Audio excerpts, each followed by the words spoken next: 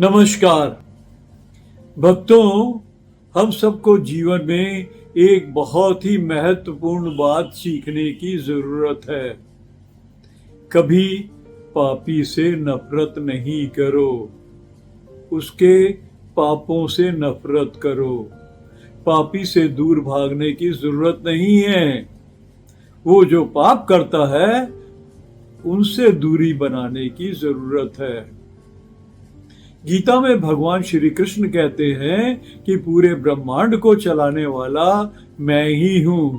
सब जगह मेरा ही अस्तित्व है। चोर में भी मैं हूं, चंडाल में भी मैं हूं, आतंकवादी में भी मैं हूं और संत महात्मा में भी मेरा ही वास है। अच्छे से अच्छा कर्म करने वाले इंसान में भी मैं ही रहता हूं और बुरे से बुरा कर्म करने वाले इंसान में भी मैं ही हूं। सब तरफ उस निराकार के दर्शन करिए। निराकार एक है जो हर जगह विराजमान है। दूसरा कोई है ही नहीं, तो हमें किसी से नफरत करने की जरूरत नहीं। सबसे प्यार और सच्चा प्यार ही करना चाहिए। इंसान का शरीर उसकी तरफ ध्यान नहीं होना चाहिए। इस शरीर के द्वारा किए जाने वाले कर्मों पे ध्यान होना चाहिए। शरीर से अच्छा कर्म किया जा सकता है, शरीर से बुरा कर्म किया जा सकता है। शरीर से किसी को ऊपर भी उठा सकते हैं, तो इसी शरीर से किसी को मौत की नींद भी सुलाया जा सकता है। शरीर से ही खून खराबा भी होता है और शरीर से ही धर्म और ज्ञान की बात होती है। तो हमारा ध्यान सिर्फ कर्मों की सुजागी होनी चाहिए। एक बात समझने की जरूरत है कि पावर हाउस तो एक ही होता है, उससे मिलने वाला करंट भी एक ही होता है। उस करंट का इस्तेमाल करके हम चूल्हा बना सकते हैं, जिससे रोटी बना के किसी को खिलाकर जीवन दान दे सकते हैं। तो उसी शरीर से किसी का खून भी कर सकते हैं।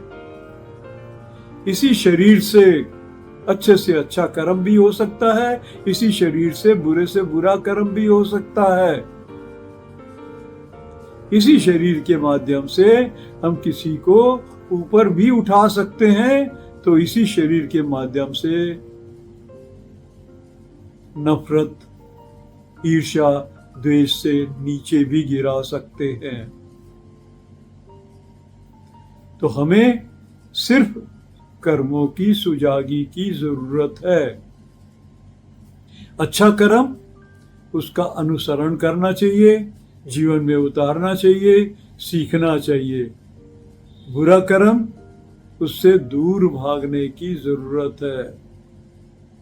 लेकिन हमें अच्छे और बुरे दोनों कर्मों का ज्ञान होना चाहिए।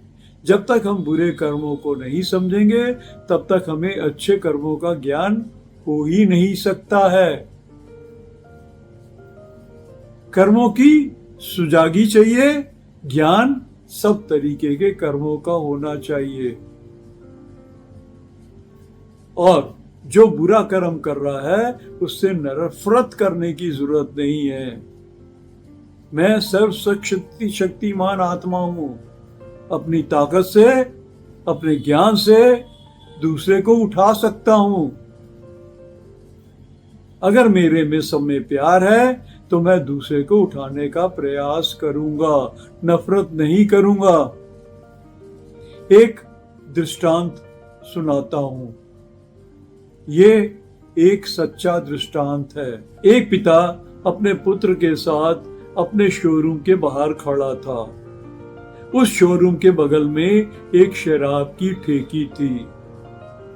एक आदमी देसी शराब पीकर बगल में एक नाली में लुढ़का पड़ा था,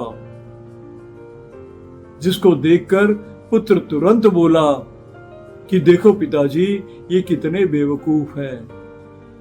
शराब पीकर नाली में लुढ़के पड़े हैं, पैसे की बर्बादी करते हैं, शरीर की बर्बादी करते हैं, घर वालों को दुखी करते हैं।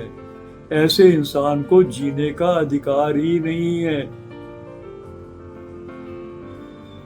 पिता ने कहा, बेटा, इस शराबी को भी चलाने वाला निराकार एक ही है। आपका ध्यान उस निराकार की तरफ होना चाहिए, इस इंसान की तरफ नहीं होना चाहिए। इसका कर्म खराब है और ईश्वर इस रूप में आकर एक्टिंग कर कर तुम्हें बतला रहा है कि अगर शराब तू पिएगा तो तेरा भी यही हाल होगा। इसका मतलब ये इंसान भी तुम्हें शिक्षा दे रहा है। बेटे, कभी तुमने ये ध्यान नहीं दिया कि इस सड़क से सैकड़ों आदमी निकल गए, किसी का ध्यान इसकी प्रति नहीं पड़ा, सिर्फ तुम्हें ही दिखाई दिया और तुम्हें उसका कर्म दिखलाई दिया, लेकिन तुमने उसका शरीर देखा। कर्म देखो, उससे बचो। पापी से नफरत नहीं, पाप से नफरत करो। पुत्र ने ये बात बहुत ध्यान से सुनी और जीवन में हमेशा के लिए बांध ली। बहुत साल बीत गए। एक दिन अचानक उसने अखबार में पढ़ा कि एक बहुत बड़े महात्मा, ज्ञानी पुरुष, ब्रह्म ज्ञानी एक धार्मिक स्थल पर आए हुए हैं। उनके वचनों को सुनने के लिए दूर दूर से लोग आते हैं और वचनों को सुनकर अगर जीवन में उतार लें तो जीवन सफल और बहुत ऊंचाइयों को प्राप्त करता है। तो इसलिए वो पुत्र भी अपने परिवार के साथ उस धार्मिक स्थल पर गया। धार्मिक स्थल पर जहाँ पे महात्मा जी का प्रवचन हो रहा था, वहाँ पे पहुँच गया और वहाँ देखते ही उसके रोंगटे खड़े हो गए, क्योंकि महात्मा जी प्रवचन करने वाले व्यक्ति वही थे जो एक दिन शराब पीकर नाली में लुढ़के पड़े हुए थे। तो देखा, आप सर्वशक्तिमान हैं, आपके पास असीम शक्तियां हैं। उस शक्तियों का प्रयोग करके आप चाहें तो किसी को ऊंचा उठा सकते हैं। तो भक्तों, हमें शरीर नहीं देखना है, कर्मों की सुजागी चाहिए, अपने कर्मों पे ख्याल रखना चाहिए और सब में निराकार का वास देखना चाहिए और सबसे प्यार करना चाहिए। Thank you.